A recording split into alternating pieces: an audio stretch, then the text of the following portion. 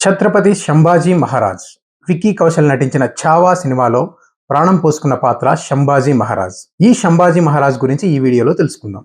ఛావా అంటే లయన్స్ కబ్ అని అర్థం. అంటే ఛత్రపతి శివాజీ సింహం అయితే ఛత్రపతి శివాజీ కొడుకైన సంభాజీ ఆ సింహానికి వారసుడు అని. ఛావా అనే పదానికి ఇంకో అర్థం కూడా ఉంది. అదేంటంటే నీడ అని. సంభాజీ మహారాజుని ఉద్దేశించి ఛావా అనే పదాన్ని వాడతారు. అంటే ఛత్రపతి శివాజీ యొక్క నీడనే ఛత్రపతి సంభాజీ అని దీని అర్థం. సంభాజీ కథ మొదలు పెట్టాలంటే సంభాజీకి 2 సంవత్సరాల వయసు నుంచి మొదలవుతుంది. తను 2 సంవత్సరాల వయసులోనే తల్లిని కోల్పోతాడు. ఈ సమయంలో తండ్రి అయిన ఛత్రపతి శివాజీ యుద్ధాలలో చాలా బిజీగా ఉంటాడు కాబట్టి నానమ్మ అయిన జిజియాబాయి సంభాజీని పెంచుతుంది.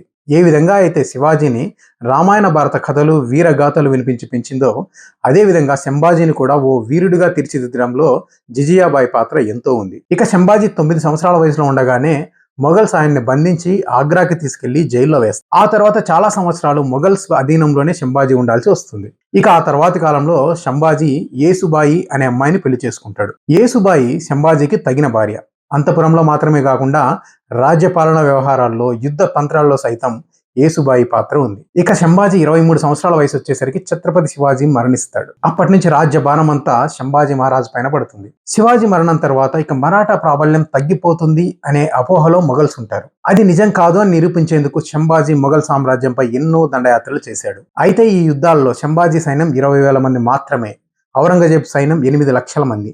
అయినా కూడా సంభాజీ మరాఠా సైన్యం మొఘల్ సైన్యాన్ని వీరోచితంగా ఎదిరించేది. ఆ తర్వాత 9 సంవత్సరాల్లో దాదాపు 120 యుద్ధాలలో సంభాజీ గెలిచాడు అని చెప్పి చరిత్ర చెప్తోంది. మరి ఇంతటి వీరుడైనటువంటి సంభాజీ ఎలా ఓడిపోయాడు, ఎలా చనిపోయాడు? వీరుని ఎదిరించలేని వాళ్ళు ఎప్పుడు వెన్నుపోటుని ఎంచుకుంటారు. అలానే సంభాజీ కూడా వెన్నుపోటుకి గురయ్యాడు. స్వయానా తన భార్య సోదరుడైనటువంటి గనోజీ సంభాజీని మోసం చేశాడు.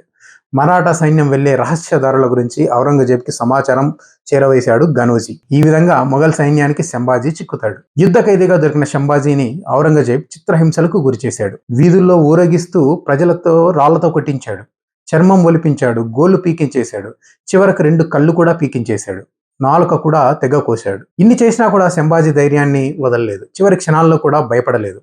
సంభాజీ మరణించే ముందు ఔరంగజేబ్ మతం మార్చుకో, నీకు ప్రాణభిక్ష పెడతా అన్నాడు. అయితే ఆ చివరి క్షణాల్లో కూడా స్వధర్మాన్ని స్వరాజ్యాన్ని వీడలేదు సంభాజీ. తన ఊపిరి పోతున్నా కూడా స్వరాజ్య భావన యొక్క ఊపిరిని పోనివ్వలేదు సంభాజీ. అందుకే చరిత్ర పుటల్లో ఛత్రపతి సంభాజీ మహారాజ్ది ఓ మర్చిపోలేని మరుపురాని ఘట్టం.